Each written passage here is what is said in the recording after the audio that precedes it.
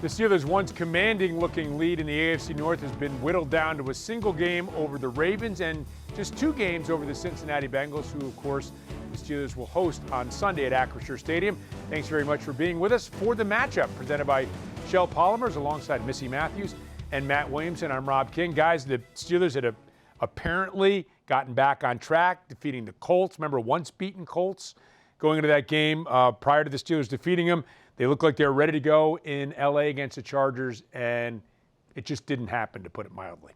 Complimentary football, not exactly working in that game. I know it was so disappointing because I felt like the defense was doing enough for their part. And I feel like Aaron Rodgers has just been so strong this season, really good job at leading this offense, and unfortunately they just couldn't convert third downs really the entire night. And it feels, Matt, like that has become a trend now. Like, you can talk about individual games and what you need to do to win an individual game, but not possessing the ball enough, not converting enough series into first downs, that's been an issue that's kind of underlying throughout the course of the season. Yeah, we're pretty deep into the season now, and yes, you can look at different trends, but still, teams are starting to kind of show you who they are, and it hasn't been one side of the ball that's to blame, but the thing I just keep harping on this week and really all year, but especially this week, is just time of possession. You know, you're getting consistently beat in time of possession, and there's a lot of reasons for it. I blame the defense early. Lately, I blame the offense, but overall, you can't. If they go at this pace, the defense is going to play the equivalent of like 3 more games than the offense. That's not going to work out well. Yeah, and right. Like you said, it goes back and forth. If they don't have it, then we have it. But if we have it, they don't have it. So, right. Which is it, right? Right. Well, but I think maybe Cincinnati. I mean, at least they're one of the only teams that's down to bottom with the Steelers with time possession. Maybe you can get right with that. Yeah, last time they played, the Steelers lost the time of possession by 8.5 minutes, and of course lost the game to Cincinnati. So as we get to our keys, my key, I'm going to start off this time, is run the ball. And with Jaylen Warren again, 16 carries, 127 yards. The last time these two teams played, that was good. It's a Bengals team that has been gashed on the ground, averaging the worst rush defense in the NFL, 166 yards a game or thereabouts. So possess the football. Don't let the Bengals have it. We know the Bengals offense is explosive. The Steelers ran for a season-high 147 yards in that first meeting back on October 16th. I just think this is a really good way for them to play keep away in this game against the Bengals. Oh, 1,000%. And it's bothered me that really the last 10 quarters, in the first half against the Packers, which was, we were talking about, boy, that's the best run defense in the league. They're running the ball great. And then Warren only gets 3 carries in the second half. And then since then, they just haven't been dedicated enough to the run for my liking. And because of DK Metcalf, this team faces a lot of too high shells. It's not always a stacked box, even though the Steelers play with a lot of big personnel. You got to take advantage of that, especially against this defense. And when you talk about big personnel, hopefully Isaac Seumalo back, gets you back to Spencer Anderson in that jumbo package and maybe more effective running the ball. Yeah, I mean, if you look at some of the explosive plays from the last time they played Cincinnati, Spencer Anderson was in there with Jaylen Warren for some of those. And I do think that it was just working so well with Darnell Washington as well. Even when Darnell Washington plays a lot of snaps, the Steelers are doing better too. I just think that for an Arthur Smith offense to not commit to the run as much as you would anticipate in that physicality, and with the O-line finally gelling too, it's something they have to get back to. Aaron Rodgers said it this week, but again, when you are running, double-digit less plays, 14 less plays than the opponent, you're losing snaps. So hopefully it's something they can fix, again, like you said, against this defense. Well, the running game is part of that, Matt, but situational football, Mike Tomlin talks about it all the time, and that leads us to your key, which is convert on third down. Yeah, and we touched on it earlier, and they're now near the bottom of the league for the season. But over the last 3 games, they're only converting 15% of their third down attempts. And we watched this last game, it was deep into the fourth quarter until they converted their first third down attempt. 0 for 9 to begin the game. Right. I mean, you just can't win that way. You have to get at least back to league average. Yep, and that, I think, for me, Missy, too, when you talk about time or third down conversion, time of possession, it's not just about the offense, but as Matt alluded to, it's about keeping your defense fresh. It's about dictating the game. If you can convert third downs and get a lead and make the other team one-dimensional, a lot of times that's when turnovers follow and the splash plays, which I know you're going to get to next segment. But I mean, it all kind of ties together here. Well, and I think for that defense that is clearly, I feel like somebody is getting injured, it feels like in the secondary lately a lot. So you're already going to backups. You have guys that are playing special teams and defense. And when you have to be out there a lot, it does not help. So the offense has to, get them into better positions where they can rest a little bit. And I also think, too, the offense had some great field position that just was not taken advantage of in LA specifically. So that's another thing where, the defense is helping you in that way as well. Getting you the ball back, getting you in a good range, and not being able to convert on third down was Matt's key. Not great. So hopefully going back home, it's going to be a great crowd. It will be something will just magically kick in to kind of get back to that mentality that we saw against the Colts. And now we can envision it, right? You're running the football. You're converting on third down. Now they're a little worried about that running game. And now you have DK Metcalf, right? Yes, DK Metcalf catching touchdowns again. Right now he has career lows in terms of his yards per game at 55.8. Also receptions. It just feels like because teams are doing everything in their power to take him away. DK said yesterday that missed opportunity in LA, he was a little flat on that route, and that's where the disconnect was between him and Aaron Rodgers. But we've seen so many times them hit and the yak yards that he gets. He was, in the top 3, it felt like, for a very long time. But something they have to figure out, and I think, if you combine all of our key points for the offense, if you can run the ball, you can open things up for DK and the tight ends and everybody else. But it's almost as if, when DK is getting shut down, somebody else has to get open or do something, or we're going to continue to see the same problem. Yeah, Mike, Aaron Rodgers said after the game, there weren't a lot of open guys. And Metcalf, you talk about the last 3 games, at 36.5 yards per game receiving from DK Metcalf. Yeah. That is not what you're expecting. And it's not any secret that the Bengals defense has been an issue this year, to be kind. But Turner, the kid out of Michigan, he's been a real bright spot. And remember the last time they met, he ripped the ball out of DK's hands. I think they'll see a lot of each other.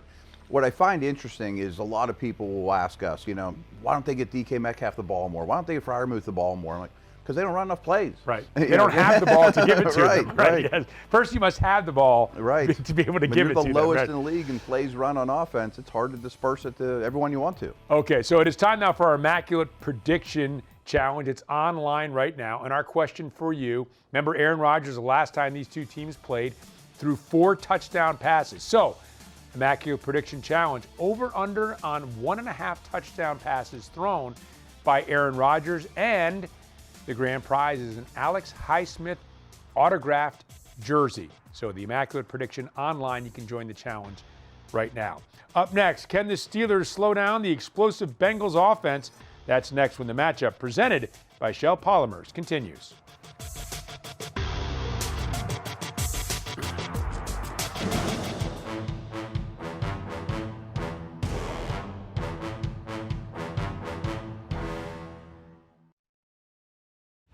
Get all your Steelers gear direct from the team. Shop the Steelers Pro Shop in-store or online for all things black and gold. You can get jerseys, hats, authentic memorabilia, custom gear, and exclusives you can't find anywhere else. And of course, get the ultimate Steelers game day accessory, the Terrible Towel. Steelers Nation shops here. Get your gear in-store or online at shop.steelers.com.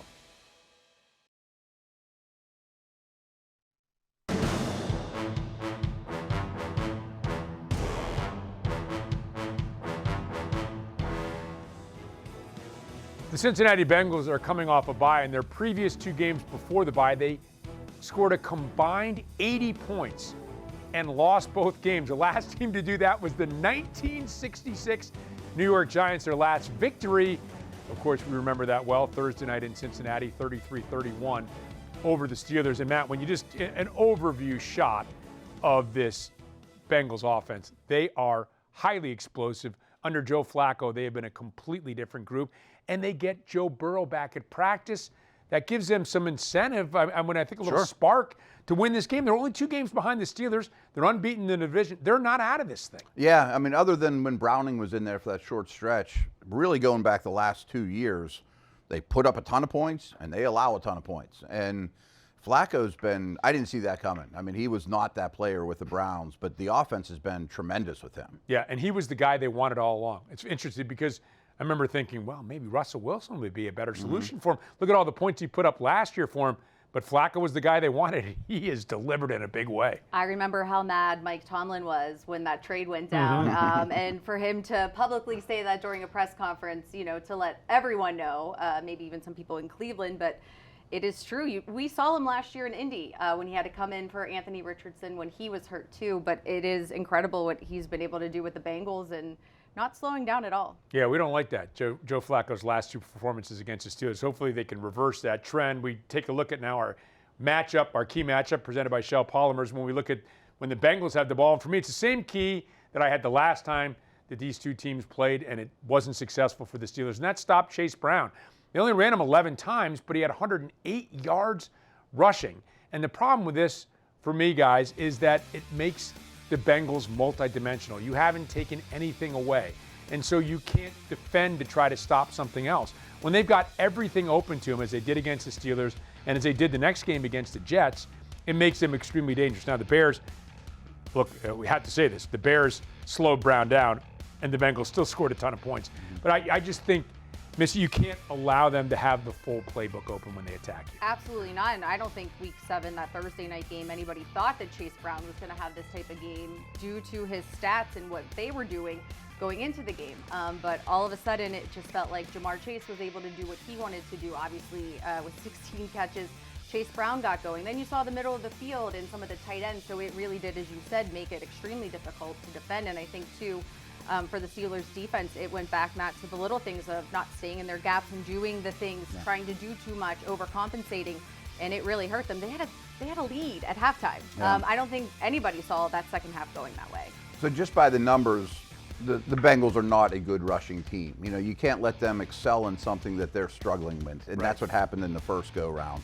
But lately, since Flacco's been there, starting with that Steeler game, or even before, I guess, he is catching a lot of passes too. I mean, so he's putting up yards from scrimmage, but still their run game is not a strength, and they're the pass happiest team in the league. Yeah, and he'd been horrible. His numbers were horrible going into that game. It was 2.6 yards per carry, something along those lines going into that game. And of course, he ripped them up for 11 carries for 108 yards. Like we said, they had 142 rushing yards against the Steelers. They can't allow that to happen. And I think if they can stop the run, Missy, it could help them lead to your key, which is make some splash plays. They lost the turnover battle last time they played this team, and they need to find some way to do something on defense. Remember how fun that Indy game was? Oh. You just were like, who on defense wants a sack? Who on defense, wants a takeaway? And the Steelers are 4-1 when they have a takeaway in a game this season. They are 1-3 when they have 0.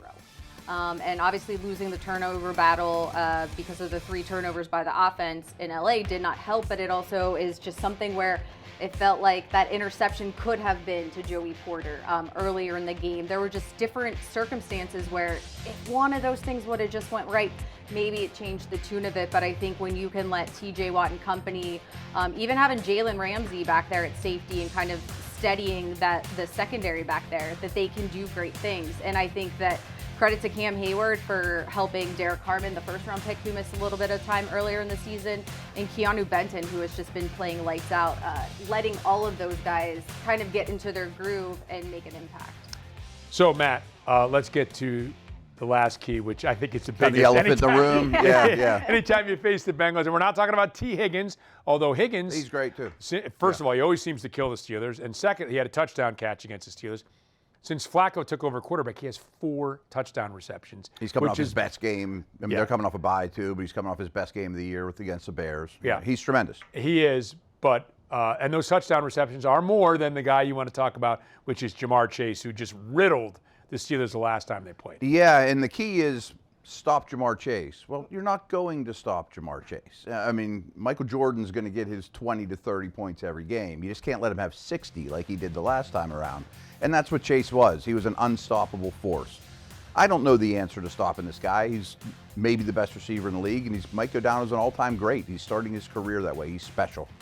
But I find it interesting. I mean, the Steelers secondary, not only is it so much different than a year ago in terms of just new bodies there, it's a lot different than the last time they played these guys, and that was only a couple weeks ago. So, you mentioned Ramsey's a safety now.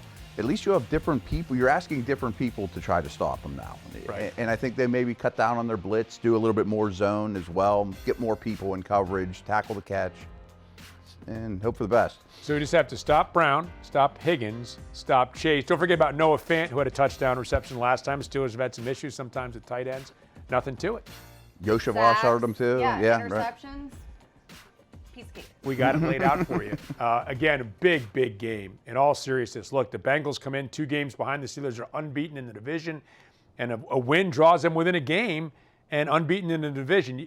Hopefully the Steelers can go ahead and keep them at arm's length with a victory on Sunday. That'll do it for the matchup presented by Shell Polymers. That kickoff coming your way, 1 o'clock from Acrisure. For Missi Matthews, Matt Williamson, our entire Pittsburgh Steelers production crew, I'm Rob King. Thanks for watching this edition of The Matchup presented by Shell Polymers.